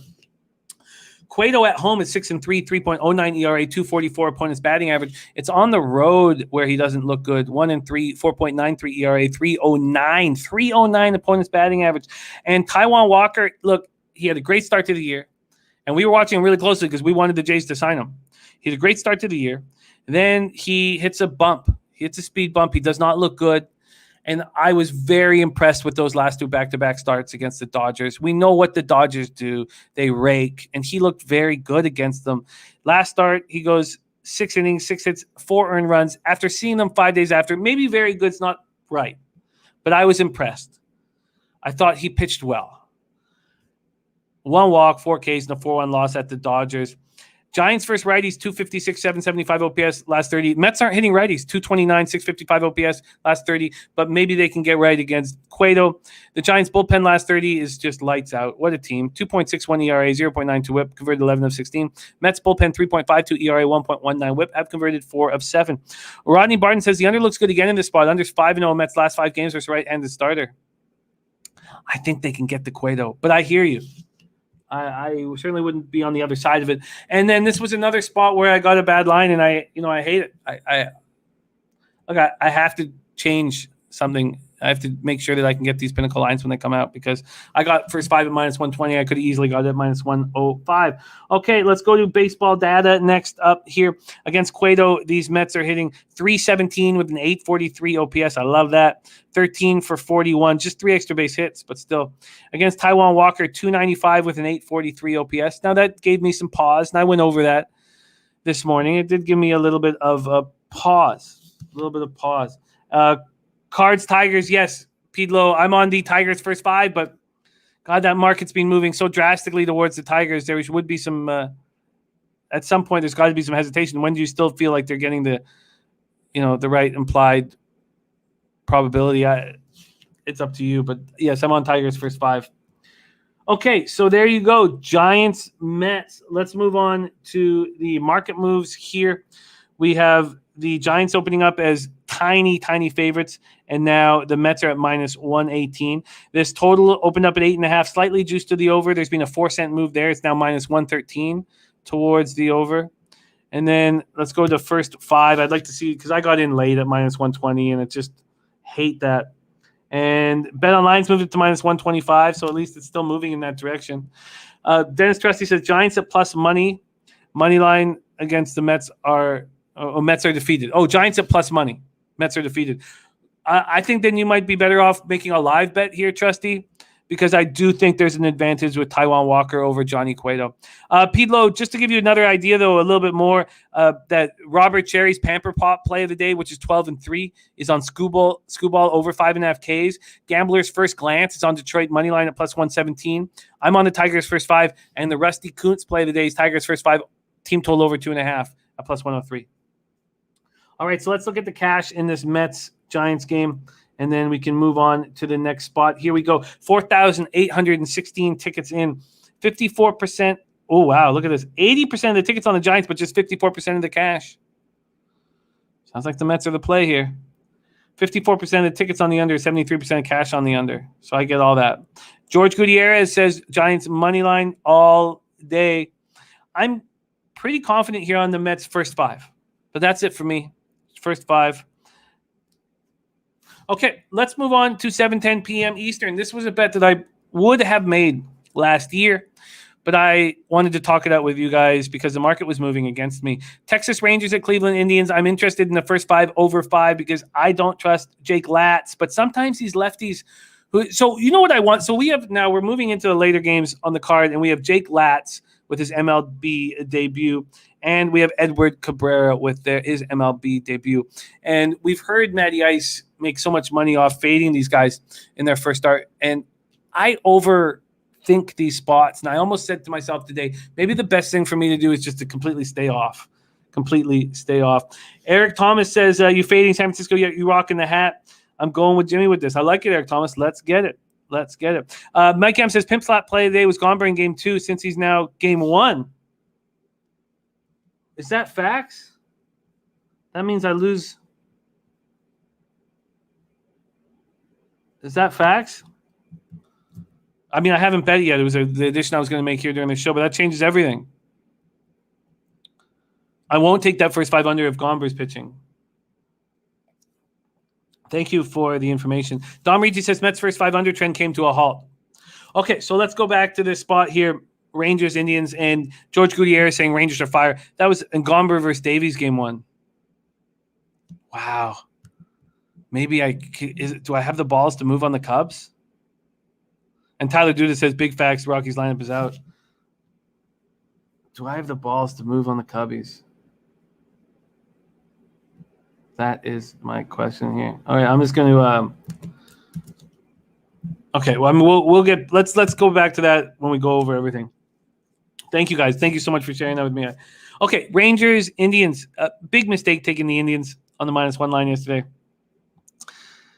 And I want the over 5 here, but I'm hesitant. Progressive Field in Cleveland, Ohio. These Indians are 32-28 at home, and the Rangers 16-47 on the road.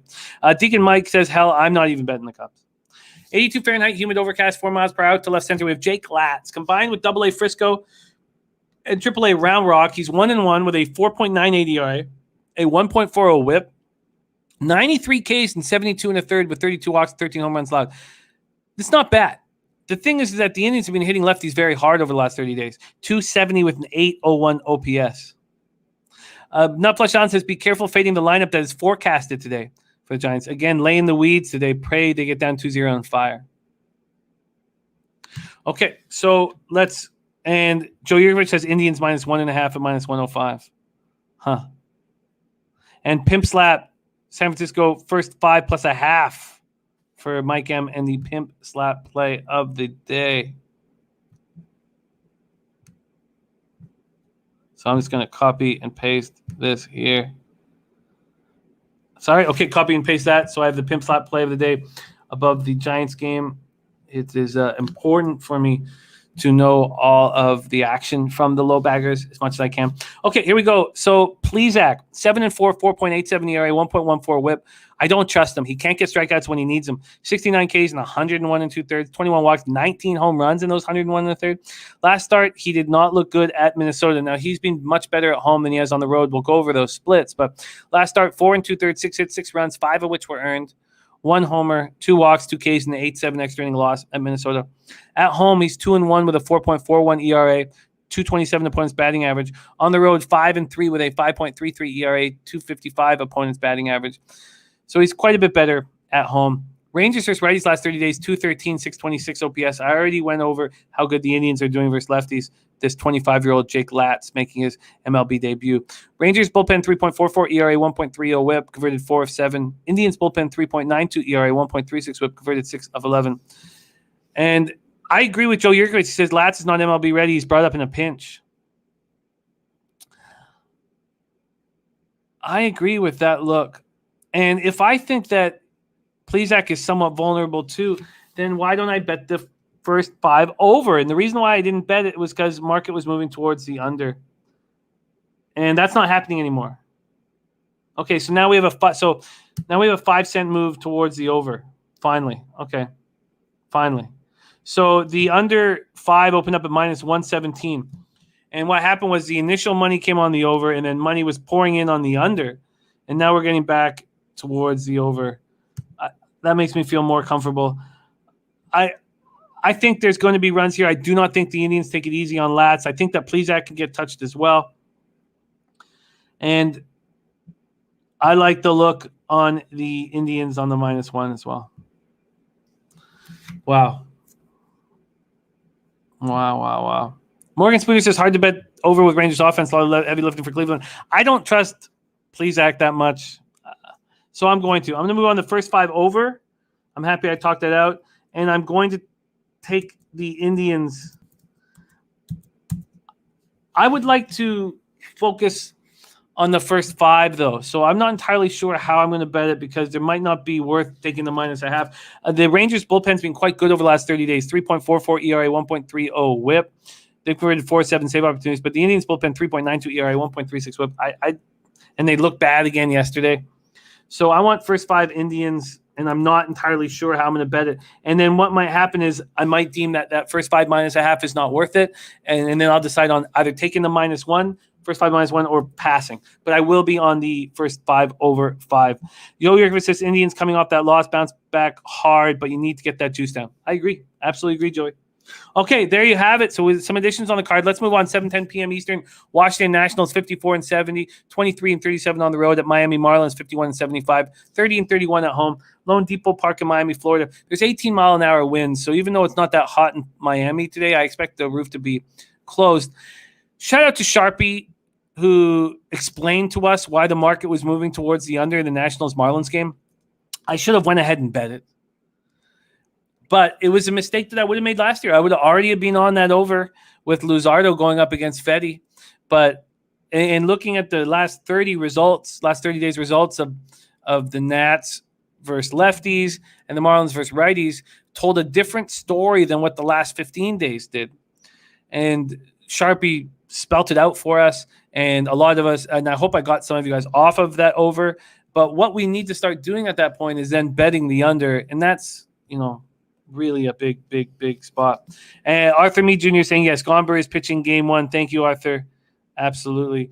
Mr. Nimbus says, Jimmy, you got to move stateside. Look, it was the plan. It was the whole plan before COVID got in the way. So it's still the plan. It's going to be a little slower. Josiah Gray, I like him a lot. 0-1, 3.90 ERA, 1.17 whip, 30 innings, 35 Ks, 10 walks, 11 home runs. In his last start, he went 6 innings, allowed 5 hits, 2 earned runs, both solo shots, 1 walk, 4 Ks, and an 8-5 win at home versus the Blue Jays. Going up against Edward Cabrera. This kid can throw. 23-year-old Dominican. This year, he's gone from single-A Jupiter to double-A Pensacola to triple-A Jacksonville, and now he's in the show. Over those 3, he's got a 3-4 record, 2.93 ERA, 1.14 whip, 61 in the third, 92 Ks, 25 walks, 7 home runs. And he was like ridiculous in single-A. And of course, he struggled. I wouldn't say struggled, but it got more difficult for him when he went to double-A and now triple-A. Nationals versus righties last 30 days, 251, 716 OPS. They're not looking good. CT Base says Nationals first 5 all day. Marlins versus righties, 247, 698 OPS. Look, I agree that Josiah Gray is ready for this, and Edward Cabrera might not be. But let's take a look at the numbers here. Nationals bullpen, 5.95 ERA, 1.55 whip last 30 days. Atrocious. Marlins bullpen, 4.92 ERA, 1.46 whip over the last 30 days. Not very good. So baseball data is not going to help us here. So let's go to the market. And I just mean that we don't have a sample size with pitcher versus batter, obviously. That's what I mean. So let's go to this market. We've already heard CT Bays, who is such a strong capper, says Nationals first 5 because he wants to stay away from the Nationals bullpen. We'll first look at full game, then we'll move into first 5. Here we go. The Nats open up at -115. They're now -107, so an 8-cent move towards the Marlins. This total goes from 8 to 7.5, 8 to 7.5. Then we move to first 5. We know that the Marlins have a big advantage when they get to the bullpen. But let's go to first 5 here and see what's happened. We'll use Bet Online and see if they will give us some market moves. And they haven't moved it. So it's been Washington -115 the whole time. Wow. Michael Evelina says that Gray has been great with the Nats since the Dodgers traded him. Marlins don't have the minor leaguers. His Nats are easy first 5, but I'll play smart and just take the money line. Lance LaRose says solid under. Rodney Barton says Cabrera's a beast. I've seen him pitch. He had like 92 strikeouts. Yeah, he looks awesome. Schnizzle says move to Cleveland. It's very affordable living and close to your homeland. Well, I tell you, I'll be driving down there. I wish I'd be down there. I would have already been down there this summer. We would already have hung out if it wasn't for this border bullshit. Oh, what the hell?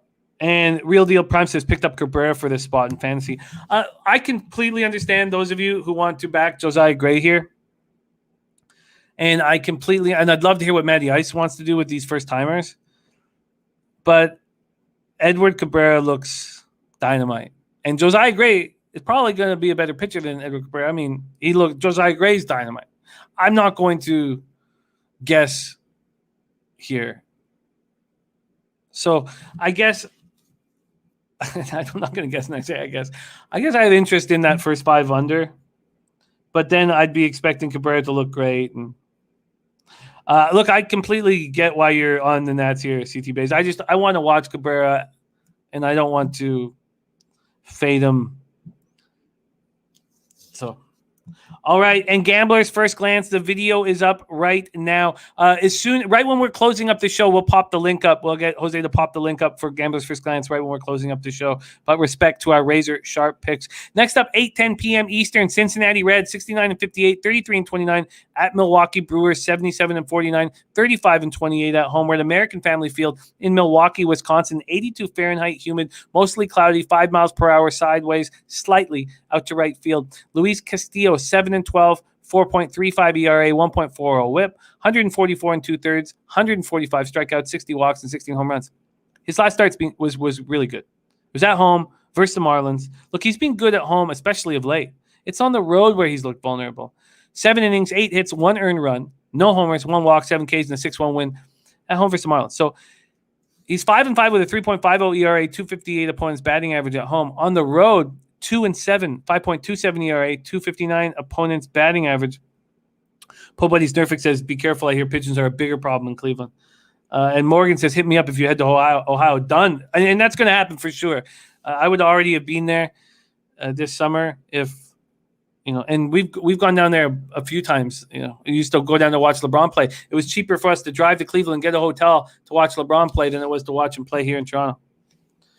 So we move on to the Brandon Woodruff situation.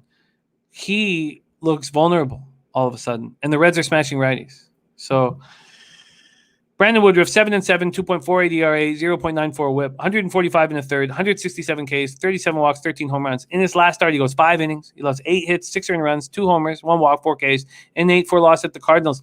The Reds, 278, 899 OPS versus righties. The Brewers, 276, 825 OPS versus righties.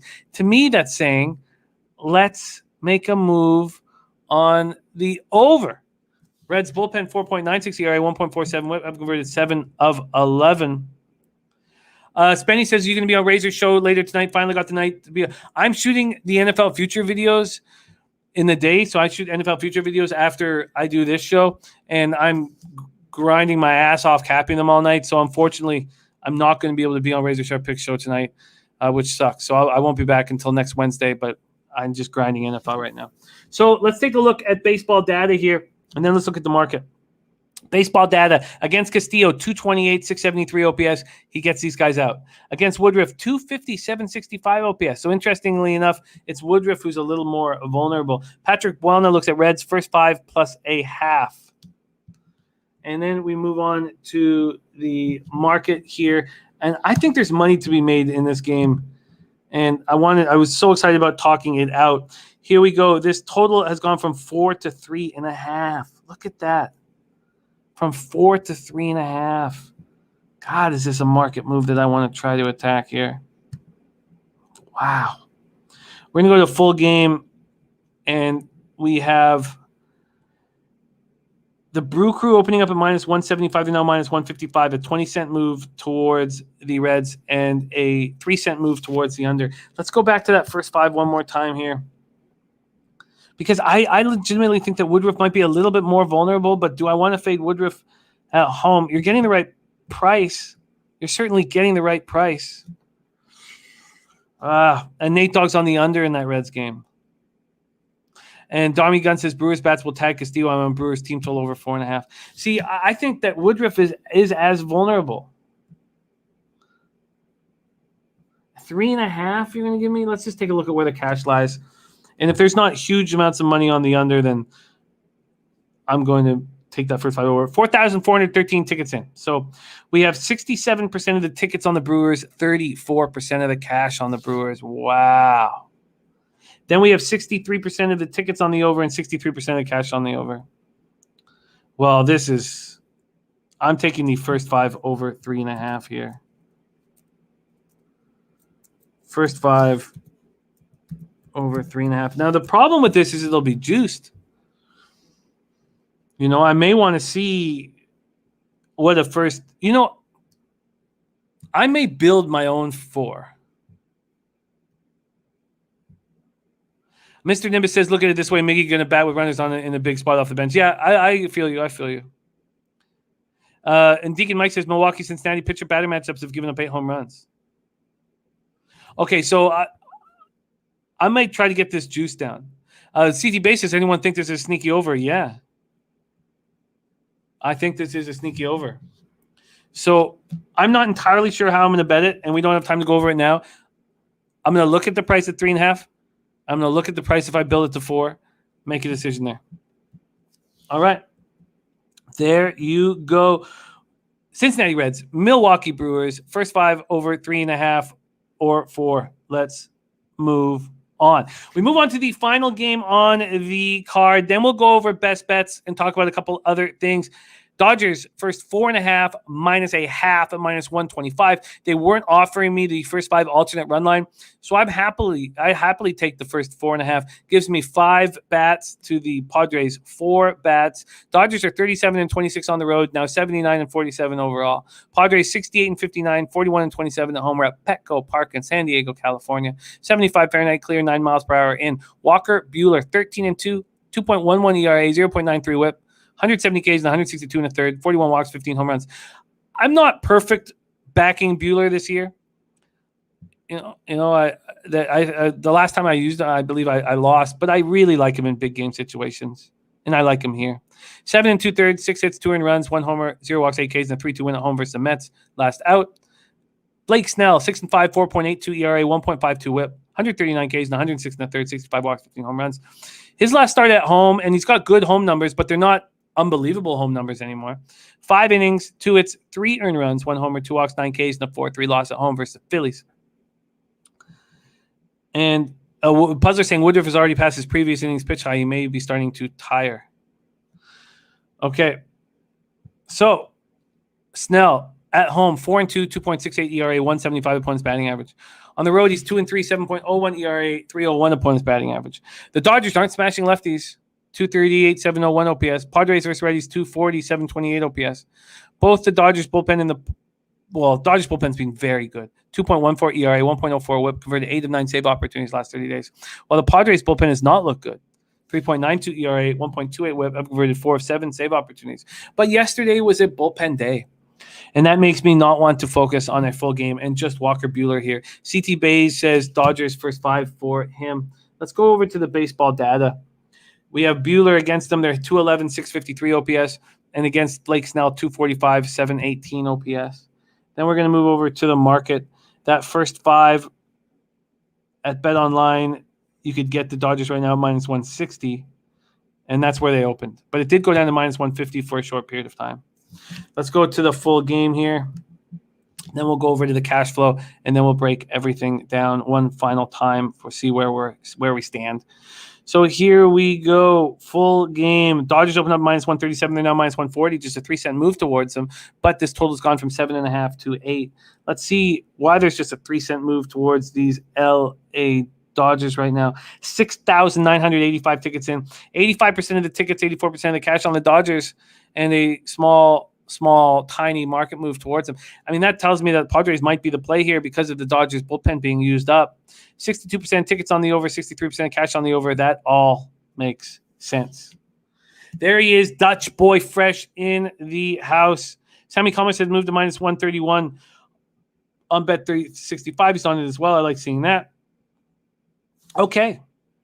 And it's still at 7.5 at Bet 365. Interesting. Okay. So let's go over a couple things here. So I did move on the Dodgers first 4.5, minus a half, at minus 125. Guillermo Zertucci gave us his play of the day at Saratoga on the fourth race. In the fourth race, the 6 Saratoga Beauty, who's going off at 5-1. Saratoga Beauty at 5-1. David Summers and Matty Ice are doing a collab NCAA football play for each week called Summers Are for Taint. Their NCAA football play this week is Hawaii plus 18. Hawaii plus 18. All right, let's go over everything here. Robert Cherry's Pamper Pop play of the day, Scooball over 5.5 Ks. That pops off in, 27 minutes. Gambler's First Glance from Razor Sharp Picks is Detroit moneyline at plus 117. And Spenny Pennybomb says first race Toga seems could be chalky, but small. Take a small on number 6 Value Chain. Value Chain to win play show at 28-1. All right, I'm on the Tigers first 5 at minus 110. Rusty Kuntz first 5 team total over 2.5 at plus 103. Then we have the Taint play of the day is the Astros team total over 4.5 at minus 120. I was going to move on the first 5 under in game 1 of the Rockies Cubs, but I'm not going to do that anymore. And I think Gomber might be a little bit vulnerable here on the road, and I have interest in backing the Cubs first 5. I have interest in backing the Cubs first 5. Now I'll go over lineups, and I think we should just quickly take a glance at the lineups here. First 5, 4. So Rockies go Connor, Joe, Rogers, Blackman, Story, Cron, McMahon, Hilliard, Nunez. The Cubbies go Hermosillo, Schwindel, Frankie Schwindel, Matt Duffy, Patrick Wisdom, David Bodie, Ortega, and then the Romine combo, catcher, shortstop. God, that's a horrible lineup, dude. Oh, that's a bad lineup. But it's 8 righties. It's 8 righties going up against Gomber. Let's just take a look at Gomber's numbers against righties here, shall we? Is he set to go in this game here now? Let's just. God, that's an ugly Cubbies lineup. But if he's real bad versus righties, all right, let's go with Gomber splits. We know he's bad on the road. They're going to throw 8 righties against Austin Gomber out of Winter Garden, Florida. Versus righties, they're hitting 234, 709 OPS. I can't do it.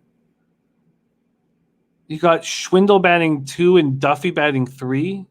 Now, Wisdom Bodie, I can't do it. What the fuck am I talking about? Fucking bombs. But I mean, does that mean that this?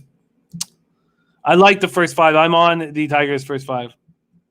Rod Zawacki joining us. Great to see Rod. We don't see enough of him. Cubs moneyline game 1. His Rockies are 0-8 in game 1 of doubleheaders this year. Yes, I think you should, Michael Murphy. I think you should. The Say Hey play of the day. Okay, we're going to go through everything again. So, God, those lineups are such trash. Okay, so look, this market move towards the Baltimore Orioles is hysterical. I mean, the Sharps are just too sharp for their own good. I want the Diamondbacks first 5, but there was no market. So there's still no market. We don't know who's pitching for Pittsburgh, but we think it's Bryce Wilson, who is vulnerable. Then Jose's doubling up. No run first inning at minus 105 in Rays Phillies, and the first 5 under 4.5 at minus 111. I'm already on the first 5 under 4.5 at minus 115. I patiently waited for it to go from 4 to 4.5. It's the only market move I'm going up against. And I'm interested in the Phillies first 5 minus a half because most of the tickets are on the Rays, most of the cash is on the Phillies, and I can trust Zach Wheeler when others don't. The spreadsheet play of the day is on the Toronto Blue Jays, and I think it's a really tough spot. I was so confident in the White Sox yesterday. I'm not sure what to do there. I'm on the Twins first 5 plus 125 in Twins Red Sox. Mike M's pimp slap play of the day. San Francisco first 5 plus a half. I'm on the Mets first 5 minus 120. So the only way for us to both, I could push and Mike could win, but I'm on the Mets first 5 minus 120. I'm happily fading Johnny Cueto, whom I'd like. I'm going to be on the over 5 in Rangers Cleveland. I haven't bet that yet. I'm also interested in backing the Indians to get to Jake Latz, but I have to see at what price that's going to be on. And Stelio Contos, yes, I'm not capping it, but we got a bunch of looks from Logan earlier in the show. I don't know if anybody copied and pasted that, but we got a bunch of looks from Logan earlier in the show. We also have a beautiful, and here we go. Razor saying, any horse cappers on here want to come on stream with us on a Wednesday or Thursday night? DM him on Twitter. And we have a pick 5 from our guy, Spenny Penny Bombs at Saratoga. Then Nationals, Marlins, I'm off. I'm really excited to watch Edward Cabrera pitch, and I love the Josiah Gray, Edward Cabrera start against each other. I'm moving on the first 5 over 3.5 at Reds, Milwaukee Brewers, but I don't want to pay too much juice, and I'm interested to see if I get a plus line if I create my own over 4. So I'm going to take a look at that. Dodgers first 4.5 -1/2 -125 already bet. There you have it. There is our show. We have more NFL coming at you. We are premiering our NFC North breakdown. Babano and I's NFC North breakdown is going tonight. Same with the NFC East. Those will both be premiering tonight. I believe that the NFC North will premiere at 6:30 p.m. Eastern, but they're available. And right now, you can go over to the NFC South and NFC West. They're up right now on our YouTube page. Jose, my man, do you mind? Could you throw the link for Gambler's First Glance and our guy Razor Sharp Picks Gambler's First Glance video? Could you throw that up in the chat before we bow out? There you go. There. Oh, perfect. Thank you. Gambler's First Glance right there for you. So hit the link there. And Razor Sharp Picks, well, that's easy. Packers win. It's hard to believe the Packers are -150 to win that division. Seems like you could make a big bet there. Okay, there we go. Thank you guys all so much for your support. We have nothing without you. Truly mean that. Razor Sharp Picks, Morgan Spooner, Sean Thompson, Sammy Culmer, Ick Schnizzle, Jacksonville Zoe, Deacon Mike, Mike M, Big Daddy Boom, who's our guy Leo Leon, Real Deal Prime, Spenny Penny Bombs, Dommy Gun Ricci, Stelio Contos, Ron Crawford, Mr. Gogster, Nate Dog 420, Michael Murphy. All you guys, thank you so much. Rod Zawacki jumped in. Dennis Trusty, if my horse doesn't win, I get kicked by said horseplay today. Pocket square at 2-5. Okay, sorry. He's joking. He's not going to bet horse 2-5. And Morgan Spooner says, Cubs haven't seen Gomer. Love this change. Great spot for the Rockies. Nunez behind the dish is a plus for Rockies. Yeah, if you look at that lineup, is so atrocious for the Cubs. Maybe that is still a first 5 under spot. Maybe it is. Thank you guys so much for all your support and all your hard work. May we bless Jose's picks today. I want him to shave his mustache, keep his job, and everything to go on as it is. That's what I want. But I fear that's not what we're going to get. I fear he won't get in the plus units. He'll man up and shave his mustache thinking that he can call my bluff, and he will no longer be producing this show. That's what I fear. Good luck, Jose. Please win so we don't have to make these terribly difficult decisions. But most importantly, let's get paid, baby. Let's get paid. Leche. Hey, los bookmakers!